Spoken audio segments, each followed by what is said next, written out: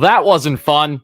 How's it going, everybody? Thank you all so much for chiming in for the latest post-game show here on WardyNYM. In tonight's discussion, I will be deep diving, sharing my initial reactions, rants, and everything that you need to know about this monstrous loss for the Mets. One of their worst losses by far in the season.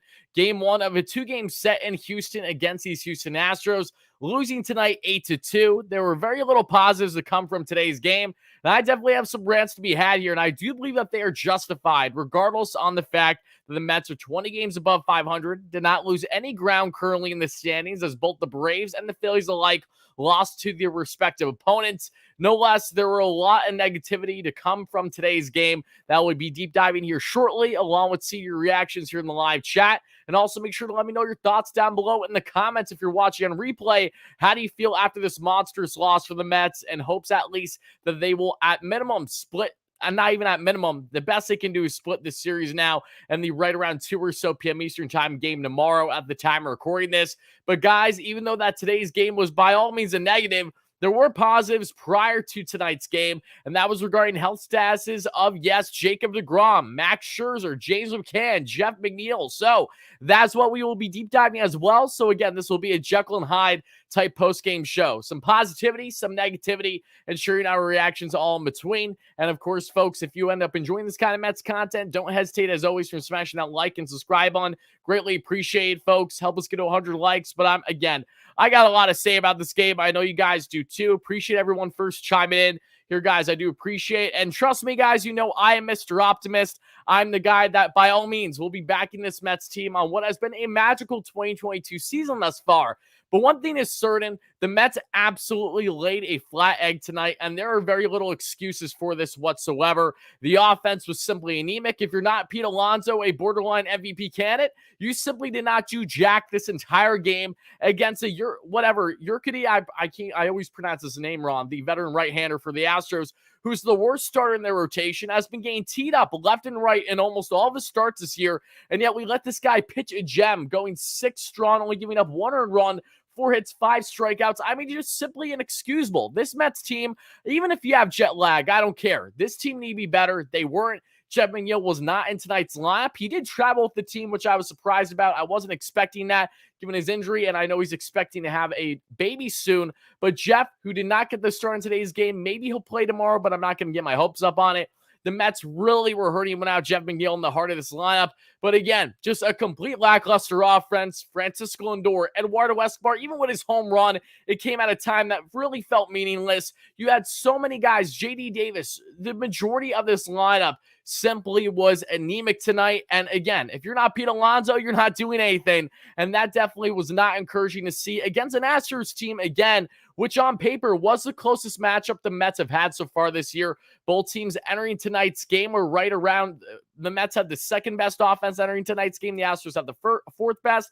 Rotation-wise, the Mets even had a higher-ranked rotation at this point than the Astros. And bullpen, that's where the Astros have an upper hand. They're ranked 6th in baseball, while the Mets are ranked 12th. And they definitely dropped more tonight, but not because of Trevor Williams. Trevor Williams, again, did not have an ace-quality outing by any stretch, but he has been consistent for the Mets, and he kept them in it. This game is not on Trevor Williams, guys. If you watch this game, then you know that very well. So I don't want to see any comments saying that Trevor Williams is a bum or any of this nonsense. Trevor Williams is a long reliever for the Mets that's had to be a starter more often than not, given their injuries, and has kept them in it almost every single time he's been out there. When the Mets don't hit with less than 2 outs and bases loaded early in this game, yeah, naturally that's not going to benefit the likes of Trevor Williams. And the biggest standout today was Chasen Shreve, that we'll be getting into here in a second. But guys, I want to know your initial reactions to today's game. Again, I'm really ticked off about this one. I got to be honest, folks. This is a game that I just want to see a little bit more life at minimum out of this team, especially when you're not facing Verlander. You're not facing Valdez. You're not facing the top studs in the rotation for the Astros in this matchup. So the least you could do is hit on a guy that, again, has been putting things up on a tee for many batters so far this year. No less than the Mets make this guy look like Cy Young through 6, and that is what led to their inevitable loss here, 8-2. Again, a brutal one, but after I deep dive everything that you guys need to know more about this game and my reactions, I will then be highlighting what you see here and the positives on the health statuses of the Mets. You see it listed here, but I definitely want to deep dive that further. My apologies once more also on the visuals. I know my connection might be dropping for a second. Do apologize. I thought I had that fixed yesterday. It worked great today. Today I've been having issues, so my apologies once more. But again, the volume should be fine. Visuals just might not look great for like 30 seconds. Blacklist Outdoors, I'm so sorry. In hindsight, I'm glad I didn't go to today's game with the outcome. But nonetheless, I'm sorry that you had to witness such an abysmal Mets team, one of their worst losses of the year, folks. So, guys, let's talk about how the Mets, how did they get to this point tonight, right? You had Trevor Williams on the bump against, I'm not even going to say Jose's last name, the starter for the Astros, because I always butcher it. No less, we start things off, and the Mets, again, are getting no hits through the first couple innings. That was not looking great as is. Then we fast forward to the third inning, folks, and every single batter, guys, I told you to focus on in this matchup that can be X factors for the Astros were certainly X factors in tonight's game. One of the three that I discussed in the series preview was Jose Altuve, and Altuve had a solo bomb off of Williams there to give them an early 1-0 lead there in the bottom of the third. Then you see Alvarez, who unfortunately was back in the lineup after being day-to-day with an injury. I was hoping the Mets would avoid him for at least one game. No less, he's back starring. Arguably the best hitter in baseball, has been red hot all year long. Alvarez takes a 2-run bomb all the way to make it a 3-run ball game there in the third, folks. Then as we advance further, Pete Alonso, he gets himself a base knock. Mark Canha gets a base knock. Luis Gourmet reaches on a fielding error, and you're like, okay, the Mets might be cooking here. Just an inning later, they already have bases juice, less than 2 outs.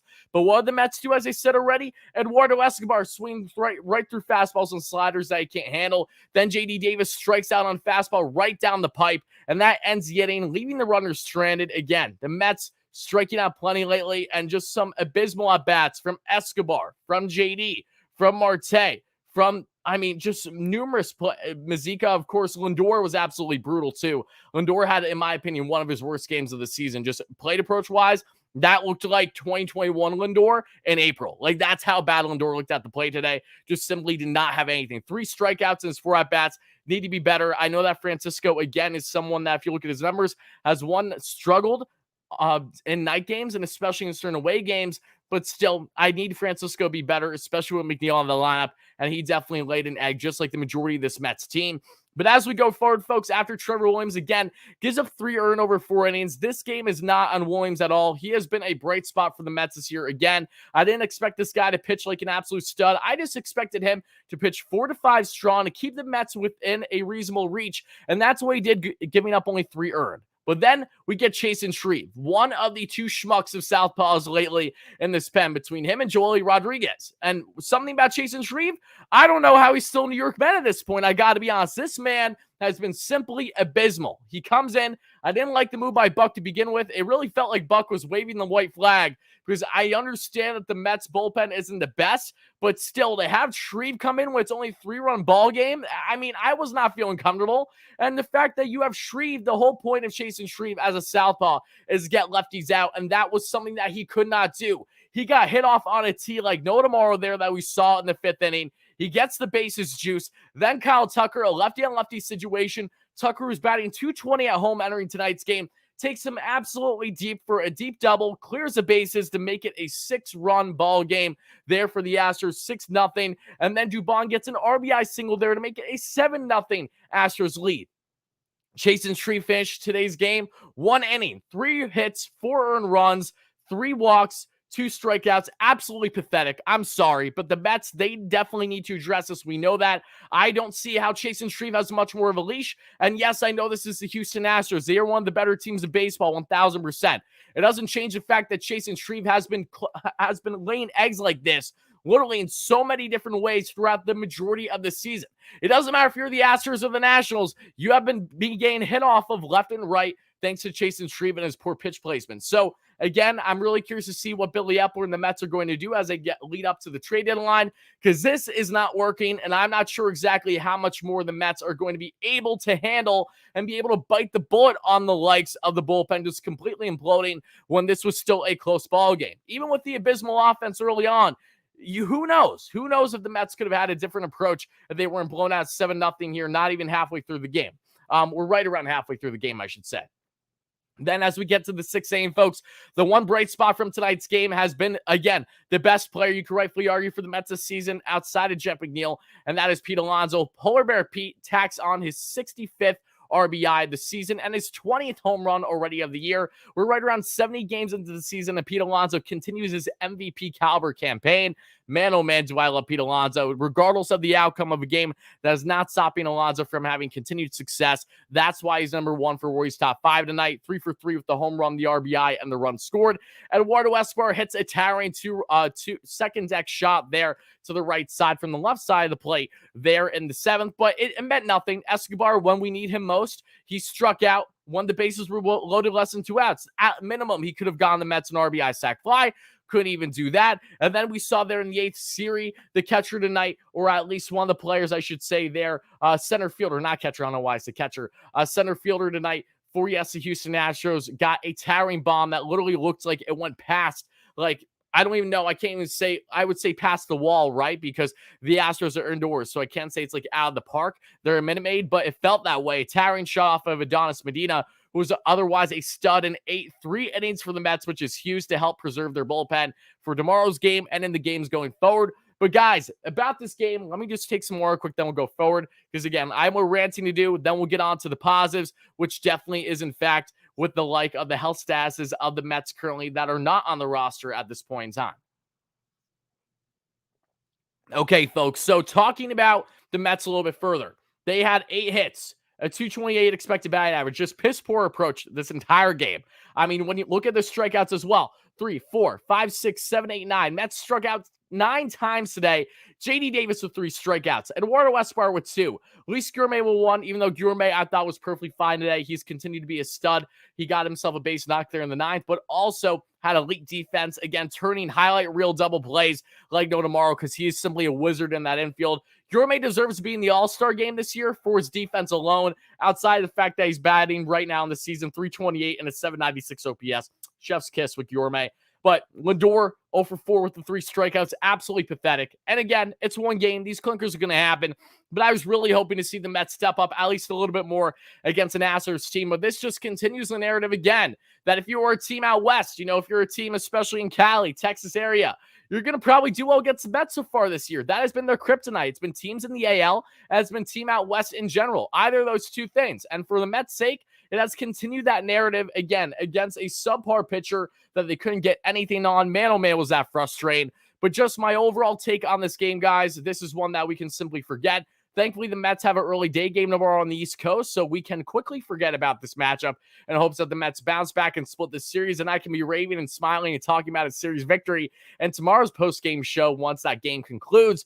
But I really don't think that there's anything more that needs to be said about this game, folks. Eduardo Escobar, how much more of a leash is he going to get as well? Look, I love Eddie. He's a great personality, and here's the thing, though. Eddie has been struggling this entire season now, and as we're getting to the halfway mark, I don't expect the Mets to cut him or anything of that nature, but I do believe that unless Eddie can really find his game, his swing here in the second half of the season, once we're 10 games past the 70-game mark here, if that doesn't happen, then I would expect the Mets to, for certain, acquire a bat and potentially limit the playing time that Escobar gets down the stretch this season. You can't have a guy that has been consistently this anemic for the Mets all year long. And I'm telling you right now, in part, if it wasn't for Escobar's personality, there's a solid chance that maybe he isn't on the Mets right now. I got to be honest. He's a phenomenal locker room presence. The Mets love him. And again, I love Escobar. I absolutely do. There's no more guys that I want to see thrive than someone like Eddie Escobar, but he hasn't done it. He doesn't have elite defense by any stretch, and he hasn't had a consistent bat. Every other Met in this entire lineup so far this year, guys, even J.D. Davis to a certain extent, has found their swing at points this season. Even when they've been up and down, this lineup has been one of the deepest in baseball. But outside of the catching position, the only true glaring hole, the other big gripe has been Eduardo Escobar. So, Eddie, I need you to find your swing, my man, not just for your sake, but for your sake, of course, on even having an impact on this Mets roster in the second half of the season. Because trust me, the Mets are not going to operate with you as the starting third baseman every single day. If you do not find your swing, you're expected to come here and be an upwards of 25-plus home run guy. How many bombs do you have on the year? I can count them on my hand, right? Seriously, he has very little. I need more from Eddie. Hopefully we get that soon because, again, it feels like a broken record. Dom Smith had a pinch hit single of the night. That was a positive. Dom, again, back with the team given the current injuries to the roster. But going through the 1 through 9, folks, then we'll get into Warriors top 5, along with breaking down on the health status as the Mets right now Nimmo was 1 for 5. Again, not a great day. Nimmo was doing some first pitch swing. That was frustrating me. I hate when Nimmo does that. He really hasn't been the same since his wrist injury so far this season back in May. He's had his ups and downs, has had some nice bright spots of recent, but again, hasn't been as consistent as he was earlier in the year. Marte, just poor day at the plate, 0 for 4. Was robbed of at least one hit today, though. Had a high expected batting average that should have had it. Lindor, we talked about him. Alonso talked about him. Mark Canha 1 for 4, perfectly fine day. I expect Canha to just at minimum get a base knock per game. However, I would like his approach to be a little bit better, but he's still batting .291 on the year. I'm not complaining.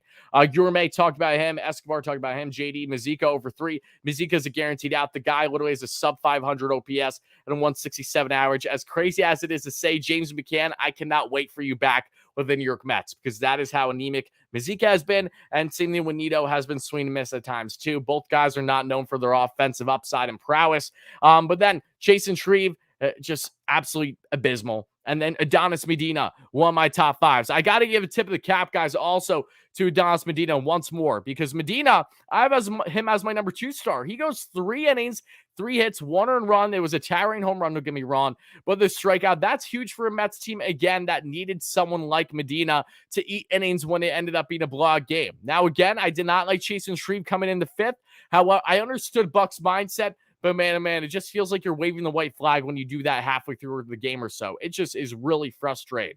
But breaking down further on not just what we saw with Medina, Gourmet's defense was so elite. Eduardo Escobar, he's still my top 5, but I was not happy with his approach at all today. Trevor Williams gets at minimum my number 5 star, because Williams kept the Mets in it. He's not the reason why the Mets lost today. The Mets not knowing simply how to hit against a subpar starting pitcher is the reason why they lost today. And Alonso was a true one bright spot, going 3 for 3 with the home run, the RBI, and the run scored. So, folks, now, that was a lot of negatives, and again, I'm looking forward to going to bed and forgetting about this game in hopes that the Mets bounce back tomorrow. But let's talk about the positives now, right? And that is, as we have listed here, all the health statuses for the Mets. Mad Max Scherzer had his AA rehab start against the Reading Fighting Phils today. He went 3.1 innings, having 3 hits, 2 runs. He gave up including 1 home run. Again, whoever hit that home run for the Reading Phils, you, my friend, should be called up, because if you do that off of Max at that level, you're doing something right. 1 walk, 6 strikeouts, 65 pitches. Max, perfectly fine outing. Loved what I saw from him in a lot of ways so far tonight for the Rumble Ponies. Max said postgame that he just wants to get back with the Mets. He's chomping at the bit. He doesn't want to be a Rumble Pony. He, again, locked in. I expect Max Scherzer to be back with the Mets as soon as this Sunday in the series finale in Miami against the Marlins, or at worst, right after that, potentially in the upcoming series, maybe against the Astros, if they want to go past 5 days rest. I'm not sure if they want to throw off his rhythm or just skip a rotation start for him. Regardless, Scherzer, the soonest that he may return is, in fact, this Sunday, so something to keep an eye on. Definitely positive. Cannot wait to have Mad Max back in this rotation, and boy, do the Mets need it in a lot of ways. McCann, another guy to keep an eye on as well. James McCann is expected to return as soon as this Friday. Nothing's a guarantee, but from what we've seen reported, that's definitely positive for a Mets team that has had literally just Tomas Nido carrying them at the catching position, and that's saying a lot. Then you have Jeff McNeil that we discussed already. He wasn't in the lab today. Don't expect him tomorrow. But Jeff, MRI came back clean prior to today's game. He feels perfectly fine, and that's great. So just take it easy with him. He should be back for the Marlins series at worst. And then the big one, folks, the big one. Jacob deGrom, for the first time since he was placed on the IL, has faced live batters in Port St. Lucie today.